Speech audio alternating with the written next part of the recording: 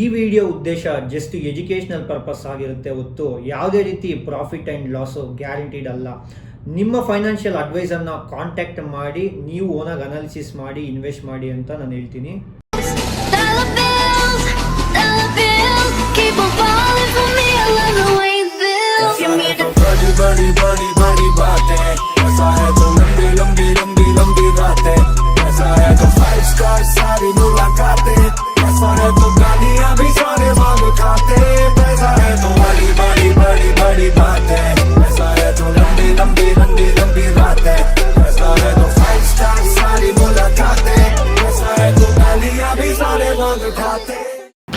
ಯಾವ ಸ್ಟಾಕು 500 ಕೋಟಿ ಇರುತ್ತೆ, ಯಾವ ಸ್ಟಾಕು 1000 ಕೋಟಿ ಇರುತ್ತೆ, ಯಾವ ಸ್ಟಾಕು 10 ಲಕ್ಷ ಕೋಟಿ ಮೇಲೆ ಮಾರ್ಕೆಟ್ ಕ್ಯಾಪಿಟಲ್ನ ಹೋಲ್ಡ್ ಮಾಡುತ್ತೆ ಅಂತ ನಿಮಗೆ ಗೊತ್ತಾ? ಹೆಂಗೆ ಕ್ಯಾಲ್ಕುಲೇಟ್ ಮಾಡ್ತಾರೆ ಅಂತ ನಿಮಗೆ ಗೊತ್ತಾ? ಎಸ್, ನೀವು ಎಪಿಸೋಡ್ ನಂಬರ್ 6 ಕಲಿಯೋದು ಏನಂದರೆ ಮಾರ್ಕೆಟ್ ಕ್ಯಾಪಿಟಲ್ ಅಂದರೆ ಏನು, ಯಾವ ಸ್ಟಾಕು ಎಷ್ಟು ಮಾರ್ಕೆಟ್ ಕ್ಯಾಪಿಟಲ್ನ ಹೋಲ್ಡ್ ಮಾಡುತ್ತೆ ಅನ್ನೋದೇ ಈ ವಿಡಿಯೋನ ಉದ್ದೇಶ. ವಿಡಿಯೋನ ಸ್ಕಿಪ್ ಮಾಡದೆ ಕೊನೆವರೆಗೂ ನೋಡಿ.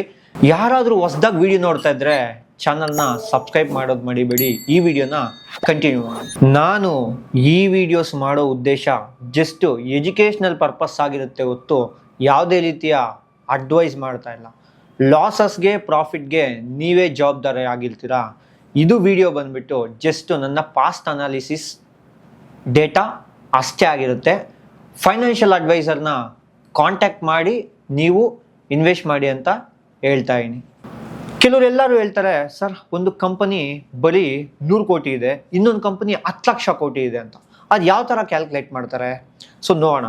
ಫಸ್ಟ್ ಓಕೆನಾ, ಹೆಂಗೆ ವರ್ಕ್ ಆಗತ್ತೆ ಮಾರ್ಕೆಟ್ ಕ್ಯಾಪಿಟಲ್ ಅಂದರೆ, ಯಾವುದಾದ್ರೂ ಒಂದು ಕಂಪನಿ ಬಿಗ್ ಆಗಿದೆ ಅಂದರೆ ಅದು ಮಾರ್ಕೆಟ್ ಕ್ಯಾಪಿಟಲ್ ದೊಡ್ಡದಾಗಿದೆ. ಮೋಸ್ಟ್ ಆಫ್ ದ ಟೈಮ್ ದೊಡ್ಡ ಮಾರ್ಕೆಟ್ ಕ್ಯಾಪಿಟಲ್ ಇರೋದನ್ನೆಲ್ಲ ಏನಾಗಿ ಕನ್ಸಿಡರ್ ಮಾಡ್ತಾರೆ ಅಂದರೆ ಲಾರ್ಜ್ ಕ್ಯಾಪ್ ಆಗಿ ಕನ್ಸಿಡರ್ ಮಾಡ್ತಾರೆ. ಲಾರ್ಜ್ ಕ್ಯಾಪ್ ಸ್ಟಾಕ್ಸು ಯಾವತ್ತೂ ಮಾರ್ಕೆಟ್ ಕ್ಯಾಪಿಟಲ್ ಬಿಗ್ ಆಗಿರುತ್ತೆ. ಏನಪ್ಪ ಮಾರ್ಕೆಟ್ ಕ್ಯಾಪಿಟಲ್ ಅಂದರೆ ಆಸ್ತಿ. ಇವಾಗ ಯಾವುದಾದ್ರೂ ಹುಡುಗಿನ ನೋಡೋಕೆ ಹೋದಾಗ ನಿಮ್ಗೆ ಏನು ಕೇಳ್ತಾರೆ ಫಸ್ಟು? ಸೊ ನಿನ್ನ ಹತ್ರ ಅಸೆಟ್ ಎಷ್ಟಿದೆ? ನಥಿಂಗ್ ಬಟ್ ಆಸ್ತಿನ ಕೇಳ್ತಾರೆ. ಆ ಆಸ್ತಿ ಎಷ್ಟಿರುತ್ತೆ ಅನ್ನೋದೇ ಸ್ಟಾಕ್ ವ್ಯಾಲ್ಯೂವಲ್ಲಿ ಡಿಸೈಡ್ ಮಾಡುತ್ತೆ. ಜಾಸ್ತಿ ಮಾರ್ಕೆಟ್ ಕ್ಯಾಪಿಟಲ್ ಇದ್ದಷ್ಟು ಸಹ ಆ ಸ್ಟಾಕ್ಗೆ ಫೈನಾನ್ಷಿಯಲ್ಗೆ ಸ್ಟೆಬಿಲಿಟಿ ಇದೆ ಅಂತ ಅರ್ಥ. ಸೊ ಎಲ್ಲರಿಗೂ ಗೊತ್ತು, ನಿಮ್ಗೆ ಯಾರಿಗಾದ್ರೂ ಒಂದು 5 ಮನೆ 6 ಮನೆ 7 ಮನೆ ಇದೆ ಅಂದರೆ ಇವ್ರಿಗೇನಪ್ಪ ಸೊ ದುಡ್ಡಿದೆ, ಸೊ ಮಾಡ್ಕೊತಾರೆ ಅನ್ನೋದೇ ತಾನೇನಾ ಎಲ್ಲರಿಗೂ ಗೊತ್ತಿರುತ್ತೆ. ಸೇಮ್ ಸ್ಟಾಕ್ಸಲ್ಲಿ ಕೂಡ ಹಂಗೆ, ಯಾರಿಗೋ 1 ಲಕ್ಷ ಕೋಟಿ 2 ಲಕ್ಷ ಕೋಟಿ ಇದೆ ಅಂದರೆ ಅದು ಸ್ಟೇಬಲ್ ಆಗಿರುತ್ತೆ ಅಂತ ಸೊ ಆ ಸ್ಟಾಕ್ನ ಅರ್ಥ. ನೆಕ್ಸ್ಟ್ ಹೆಂಗೆ ಕ್ಯಾಲ್ಕುಲೇಟ್ ಮಾಡ್ತಾರೆ ಅಂದರೆ, ಸೊ ಮಾರ್ಕೆಟ್ ಕ್ಯಾಪಿಟಲ್ ಹೆಂಗೆ ಕ್ಯಾಲ್ಕುಲೇಟ್ ಮಾಡ್ತಾರೆ ಅಂದರೆ number of shares into share ಪ್ರೈಸ್ನ ಕ್ಯಾಲ್ಕುಲೇಟ್ ಮಾಡ್ತಾರೆ. ಅಂದರೆ ಟೋಟಲ್ ನಂಬರ್ ಆಫ್ ಶೇರ್ಸ್ ಎಷ್ಟಿದೆ, ನಂಬರ್ ಆಫ್ ಶೇರ್ಸು, ಅದ್ರ ಪ್ರೈಸ್ ಎಷ್ಟಿದೆ. ಎಕ್ಸಾಂಪಲ್, ಯಾವುದಾದ್ರೂ ಒಂದು ಕಂಪನಿ XYZ ಕಂಪನಿ ಹತ್ರ 1 ಕೋಟಿ ಶೇರ್ಸ್ ಇದೆ ಅನ್ಕೊಳ್ಳೋಣ.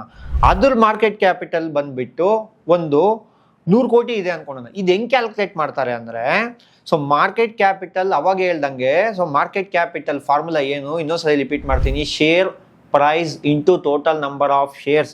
ಇವಾಗ ಕಂಪನಿ ಹತ್ರ ಎಷ್ಟಿದೆ? 1 CR ಶೇರ್ಸ್ ಇದೆ, ಓಕೆನಾ. ಸೊ 1 CR ಶೇರ್ಸ್ ಬಂದ್ಬಿಟ್ಟು ಅದ್ರ CNP. What is mean by CNP ಅಂದರೆ ಕರೆಂಟ್ ಮಾರ್ಕೆಟ್ ಪ್ರೈಸ್ ಇಲ್ಲ LTP ಅಂತಾರೆ, ಲಾಸ್ಟ್ ಟ್ರೇಡೆಡ್ ಪ್ರೈಸ್. ಅದನ್ನ ಮಲ್ಟಿಪ್ಲೈ ಮಾಡಿದ್ರೆ ನಿಮಗೆ ಸಿಗುತ್ತೆ. ಇವಾಗ 1 CR ಒಂದು ಕಂಪನಿ ಹತ್ರ ಇದೆ, ಓಕೆನಾ, ಇಂಟು 100 ರೂಪೀಸ್ ಅದ್ರಲ್ಲಿ LTP ಮಲ್ಟಿಪ್ಲೈ ಮಾಡಿದ್ರೆ ಎಷ್ಟು ಆನ್ಸರ್ ಬರುತ್ತೆ ಕಮೆಂಟ್ ಮಾಡಿ ತಿಳಿಸಿ. The answer is 100 CR. So ಈ ಥರ 100 ಬರುತ್ತೆ. 100 ಏನು 100 ಅಂದರೆ 100 ಬಂದುಬಿಟ್ಟು ನಮಗೆ ಮಾರ್ಕೆಟ್ ಕ್ಯಾಪಿಟಲ್ ಇಂಟು ಶೇರ್ಸ್ ಎಷ್ಟಿದೆ ಕಂಪನಿಯಲ್ಲಿ? 1 CR ಶೇರ್ಸ್ ಇದೆ. ಸೊ ಎಷ್ಟಾಗತ್ತೆ ಅವಾಗ? 100 CR ಮಾರ್ಕೆಟ್ ಕ್ಯಾಪಿಟಲ್ ಆಗುತ್ತೆ. So why this very very important ಅಂದರೆ, ಸೊ ಇನ್ವೆಸ್ಟರ್ಸ್ ಏನಾದರೂ ಹೆವಿಯಾಗಿ ಬೈ ಮಾಡ್ತಾ ಇದ್ರೆ ಏನಾಗುತ್ತೆ ಅಂದರೆ ಮಾರ್ಕೆಟ್ ಕ್ಯಾಪಿಟಲ್ ಇನ್ಕ್ರೀಸ್ ಆಗುತ್ತೆ. ಬಿಕಾಸ್ ನ್ಯೂ ಕ್ಯಾಪಿಟಲ್ ತಂದು ಏನು ಮಾಡ್ತೀರಾ? ಇನ್ಫ್ಯೂಸ್ ಮಾಡ್ತೀರಾ. ಸೊ ಇನ್ವೆಸ್ಟರ್ಸ್ ಏನಾದರೂ ಸೆಲ್ ಮಾಡ್ತಾ ಇದ್ರೆ ಮಾರ್ಕೆಟ್ ಕ್ಯಾಪಿಟಲ್ ಡಿಕ್ರೀಸ್ ಆಗುತ್ತೆ. ಅಂದರೆ ಇವಾಗ 100 ಜನ ಹಾಕೋ ಕಡೆ 200 ಜನ ಹಾಕಿದ್ರೆ ಅವ್ರು ದುಡ್ಡೆಲ್ಲ ಇನ್ಫ್ಯೂಸ್ ಮಾಡ್ತಾ ಇರ್ತಾರೆ. ಸೊ ಅದು ಬೈ ಆಗಿ ಮಾರ್ಕೆಟ್ ಕ್ಯಾಪಿಟಲ್ ಜಾಸ್ತಿ ಆಗ್ತಾ ಇರುತ್ತೆ. ಸೆಲ್ ಮಾಡ್ತಾ ಇದ್ರೆ ದುಡ್ಡನ್ನ ತೆಗಿತಾ ಇದ್ರೆ ಮಾರ್ಕೆಟ್ ಕ್ಯಾಪಿಟಲ್ ಕಮ್ಮಿ ಆಗ್ತಾ ಹೋಗುತ್ತೆ. So 3 types of market capital ಇದೆ ನಮ್ಮ ಸ್ಟಾಕ್ ಮಾರ್ಕೆಟಲ್ಲಿ ಲಾರ್ಜ್ ಕ್ಯಾಪ್, ಮಿಡ್ ಕ್ಯಾಪ್ ಮತ್ತು ಸ್ಮಾಲ್ ಕ್ಯಾಪ್ ಡಿಸೈಡ್ ಮಾಡೋಣ. ನೆಕ್ಸ್ಟ್ ವಿಡಿಯೋದಲ್ಲಿ ಯಾವ್ದಾವ್ದು ಎಷ್ಟೆಷ್ಟು ಇರಬೇಕು ಅಂತ ಹೇಳ್ತೀನಿ ಸೆಬಿ ಪ್ರಕಾರ, ನಾನು ಹೇಳಿದ್ದಲ್ಲ. ಸೊ ಫಸ್ಟ್ ಫಾರ್ ಎಕ್ಸಾಂಪಲ್ ಯಾವುದಾದ್ರೂ ಸ್ಟಾಕ್ಸ್ ಹೇಳಿ ಅಂದರೆ ಇದು ಮತ್ತೆ ಬೈ ಮಾಡಿಬಿಡ್ಬೇಡಿ, ಇದು ರೆಕಮೆಂಡೇಶನ್ ಅಲ್ಲ.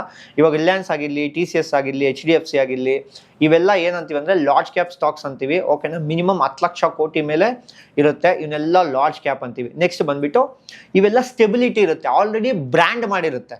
ಸೊ ಬ್ರ್ಯಾಂಡ್ ಮಾಡಿರೋ ಅಂಥ ಕಂಪ್ನಿಗಳಿಗೆ ಜನ ಆಲ್ರೆಡಿ ದುಡ್ಡು ಹಾಕಿರ್ತಾರೆ. ಸೊ ಅವನ್ನ ಲಾರ್ಜ್ ಕ್ಯಾಪ್ ಸ್ಟಾಕ್ಸ್ ಅಂತೀವಿ. ಲಾರ್ಜ್ ಕ್ಯಾಪ್ ಯಾವತ್ತೂ ನಿಮ್ಗೆ ಗೊತ್ತಿದೆ, ಒಳ್ಳೆ ದುಡ್ಡು ಇರುತ್ತೆ ಅವ್ರ ಹತ್ರ. ನೆಕ್ಸ್ಟ್ ಮೀಡಿಯಂ ಕ್ಯಾಪ್, ಸ್ಮಾಲ್ಸ್ ಇವಾಗ ತಾನೇ ಗ್ರೋ ಆಗ್ತಾ ಇರುತ್ತೆ. ಓಕೆನಾ, medium cap, small cap stocks ಇವಾಗ ತಾನೇ ಗ್ರೋ ಆಗ್ತಾ ಇರುತ್ತೆ. ನೆಕ್ಸ್ಟ್ ಮೀಡಿಯಂ ಅಂದರೆ ಸೊ ರಿಸ್ಕ್ ಮೀಡಿಯಂ ಇರುತ್ತೆ, ಬಟ್ ಪೊಟೆನ್ಷಿಯಲ್ ಹೈ ಇರುತ್ತೆ ಗ್ರೋತ್ ಆಗೋದು. ಸೊ ಅದನ್ನ ಮೀಡಿಯಂ ಕ್ಯಾಪ್ ಅಂತೀವಿ, ನಥಿಂಗ್ ಬಟ್ ಮಿಡ್ ಕ್ಯಾಪ್ ಅಂತೀವಿ. ಓಕೆನಾ, ಸೊ ಮಿಡ್ ಕ್ಯಾಪ್ ಸ್ಟಾಕ್ಸ್ ಅಂತೀವಿ. ನೆಕ್ಸ್ಟ್ ಬಂದ್ಬಿಟ್ಟು ಸ್ಮಾಲ್ ಕ್ಯಾಪ್ಸ್.